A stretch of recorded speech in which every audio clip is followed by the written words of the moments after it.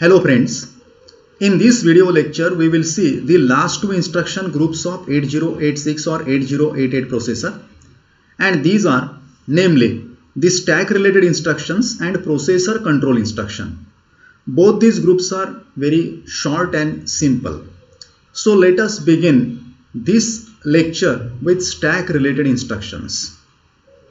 Now, as stated in the heading itself, that it contains only two instructions, push and pop. So let us first of all explain that push instruction here. Push BX. It clearly means that the contents of 16-bit data from register BX will be pushed onto the stack. Of course, the contents of any 16-bit register can be pushed onto stack by using this instruction. But as we are aware that stack is always filled from the top location, the highest location, and it is filled in a reverse order by decrementing addresses, decrementing stack locations. So in case of this push BX here, in order to push that 16 bits of data from that register BX here, we require two stack locations here, and these two stack locations are decremented to stack pointer locations from that stack segment. So let us see here this operation in a step-by-step manner. First of all, during step number 1, stack pointer is decremented by 1. The address which is pointed by stack pointer, which is nothing but the offset from that stack segment, is decremented by 1. SP minus 1 copied to SP. Then in the second step, the higher order byte of that data. So in this example, that BX register, its higher order byte is BH. This higher order byte will be copied to that stack location here, the pointed stack location from that stack segment whose offset is given by stack pointer. In the subsequent third step, again that stack pointer is decremented by 1, SP minus 1 copied to SP. And then the last step here, to that second decremented location now, the lower order 8 bits of data, that is contents of BL register in this example, will be copied to that stack location here, the location which is pointed by stack pointer within that stack segment. It clearly means that the 4 steps which are shown here, that stack pointer is decremented twice. The first decremented location from the top is the higher location. At this higher location, higher order data byte is stored. Whereas second decremented location in the step number 3 here, the lower order data byte that will be stored to that second decremented location here. Now this particular push instruction, it is used for temporary storage of data onto that stack here. And then the second instruction, which is nothing but the pop instruction, it is exactly opposite. This pop instruction that is used for retrieving data from that stack top location back into the BX register in this example. Okay, it clearly means that in case of push instruction, that data is pushed onto stack. In case of pop instruction, that data is retrieved out of stack and it is copied back into respective register. Of course, the operation which has been specified in case of this pop BX here is exactly opposite to that of push BX. Here, that 16 bits of data from stack is retrieved into BX register and it is opposite, as it is clearly stated at the bottom line. Now, how exactly this particular pop BX operation takes place here? Initially, whatever address which is pointed by stack pointer from that stack segment, one byte is read. This byte will be copied to lower order data register, is BL register in this example. Then in the subsequent stack pointer incremented by 1, SP plus 1 copied to SP.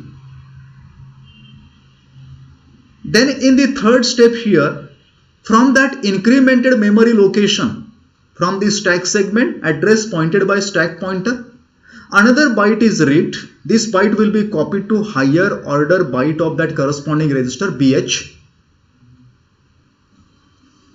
And then in the fourth step here, once again that stack pointer is incremented by 1, SP plus 1 copied to SP. It clearly means that in case of pop operation, that stack pointer, the address which is pointed by stack pointer is incremented twice.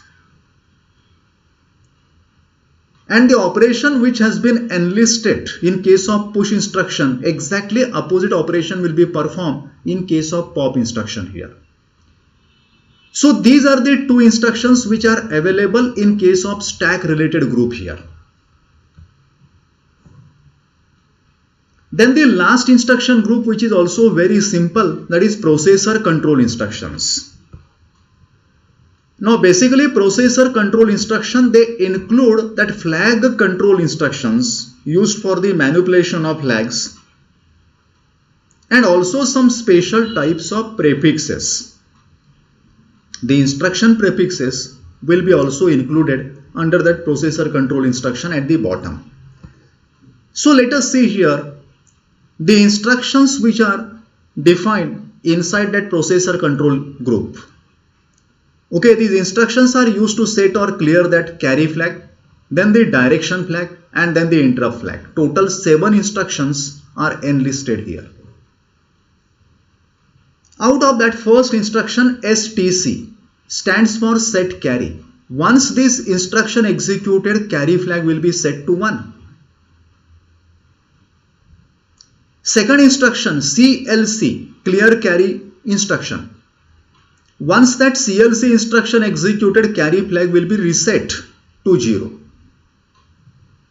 The third instruction, CMC, stands for complement carry instruction.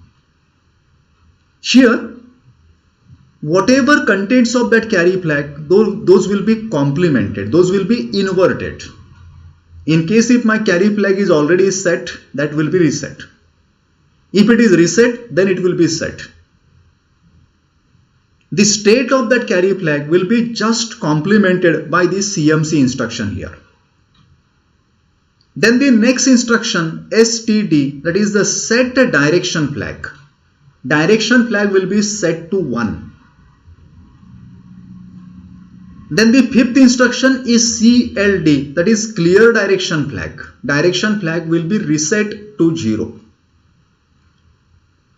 Okay, the direction flag related instructions, set direction and clear direction, will be used to define the auto decrement or auto increment the contents of that index register after string operations.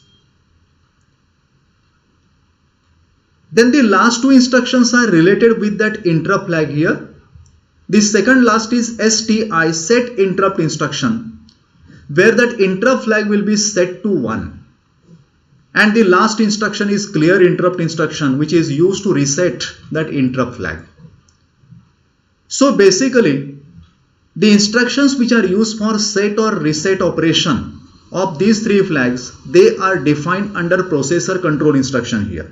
And apart from that, some instruction prefixes are also enlisted at the bottom, the last line. The instruction prefixes are lock prefix, then the escape prefix, and then the wait prefix. Okay, these are the 3 types of prefixes. They are also the part of that processor control instruction here. Okay, lock prefix will be used for locking up the resources which are available on that system bus for the exclusive use of 8086 processor. This prefix I have explained along with that lock bar control signal in the pin configuration. Okay, escape prefix is exactly opposite to that of lock here. Escape prefix means that bus and all the resources will be escaped from the control of 8086 processor so that any other bus master device can have the control of those resources, and can use resources for their particular functionality. Similarly, wait. Wait is a prefix which is used for insertion of wait states. Okay, normally in case of multiprocessor environment, such type of wait prefixes will be used. So this is all about that processor control instruction here. So here is the end of all the instructions of 8086 processor here. Hope that you understood each and every instruction which I have explained in a proper way.